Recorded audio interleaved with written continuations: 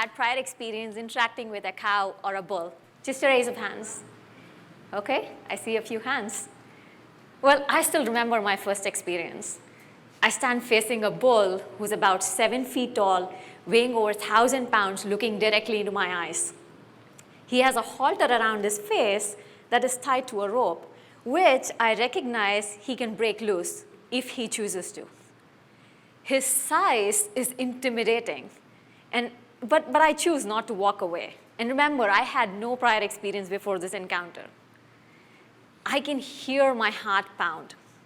But there's something about his calmness that is making me want to stay. He has his head bent as he's staring down at me. I hesitate for a moment, and I'm like, okay. And I reach out to touch his face. He doesn't move. He holds still, and he allows me to touch his face as he continues to stare into my eyes. Whew, okay, that's not bad. I continue to hold my hand as is, and I stare back into his eyes.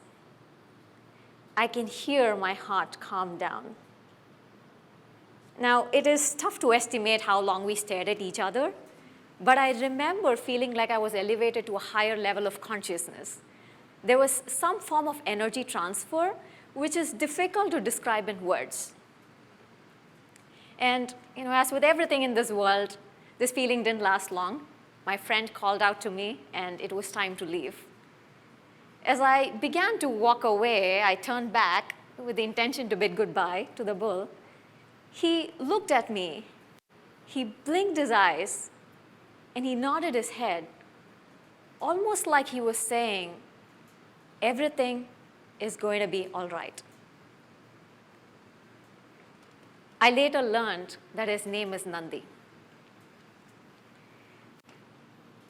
A few years ago, I was hit by a personal and a traumatizing incident that left me feeling helpless.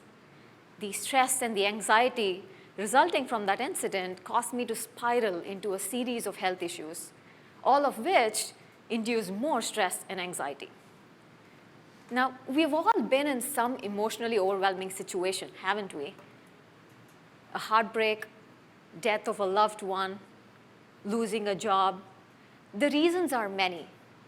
And in these situations, there is a great deal of pain and helplessness, often associated with increased levels of stress and anxiety.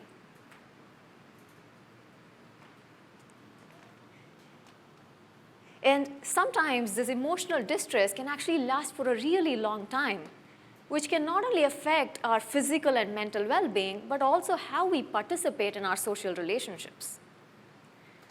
As I struggled to raise after I hit rock bottom, one day I got this opportunity to visit a cow rescue shelter. And this was the day that I had an emotional and a truly life-changing experience. Now, even though this first encounter was by chance, the divinity that I experienced in this encounter actually triggered curiosity. I kept going back to this cow shelter. And every time I went, I got this opportunity to sit next to, watch, touch cows and bulls. And with time, I was also exposed to acts of selfless service, such as feeding healthy food for these animals, helping keep their environment clean. And as weeks progressed, I began to recognize that cows and bulls actually make great friends. Cows, for instance, are empathic. They have this natural ability to offer nurturing. So why is this important? In friendship, there is trust, respect, a sense of commitment, safety, and acceptance. And as our friendship progressed, over time, I began to recognize that I was actually becoming more selfless because I was prioritizing my friend's welfare. And in return, my animal friend was actually prioritizing my mental well-being. Their silence was a very powerful tool in my healing and recovery. Every opportunity I received to spend time with cows and bulls, I actually came back feeling uplifted. And this in turn influenced my social interactions, at work, at home. Now, I was really fascinated by this transformation, and I wanted to learn what is actually going on. So I spent several hours researching online, talking to experts. I traveled to a couple of shelters across the country in an attempt to learn as I offered hands-on help. And in my exploration, I learned that a therapeutic effect is caused when one spends time with a cow or a bull in a farm-like setting. Yes, that's right. I can see some of you are like, really? That is right. You see, these docile beings have the ability to cause a calming and a stress-relieving effect in a way similar to how animal-assisted therapy works with cats and dogs. Only now that the effect is much more magnified because, well, these animals are bigger. So how does this work? The act of brushing or petting a cow will actually activate the touch receptors under our skin. And what this does is it lowers the stress hormone while boosting the social bonding hormone. In fact, there is evidence-based research that gently massaging cows lowers our anxiety and helps us feel more relaxed. The cow's warmer body temperature, lower heart rate, and mammoth size, all of them kind of contribute to offering this calming effect. And the good news is the animals feel relaxed as well. So all of this sounds great. I can actually hear some of you asking me, if I went and massaged the cow today, am I going to feel better? Possibly. But creating a long-lasting friendship with a cow is a much more valuable tool.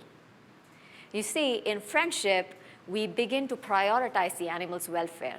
And what that does is it better positions us to receive the love and acceptance that are offered by these bovine creatures, which, by the way, has always existed, but has never been recognized. And this is a powerful tool because this helps us experience divinity and it elevates us to be more selfless. In a way, this helps us improve how we perceive and participate in this world as human beings. I invite you to pick a date and time, possibly on your workbook or on your calendar, date planner, to visit a cow rescue shelter or sanctuary so you can start the process of establishing this sacred friendship with these compassionate animals. In a world where mental health is being tested, people are seeking calm and searching for comfort. Befriending cows is a perfect foundation to help us to unconditionally give and receive in gratitude, because that really helps us fast track into feelings of hope, contentment, and happiness.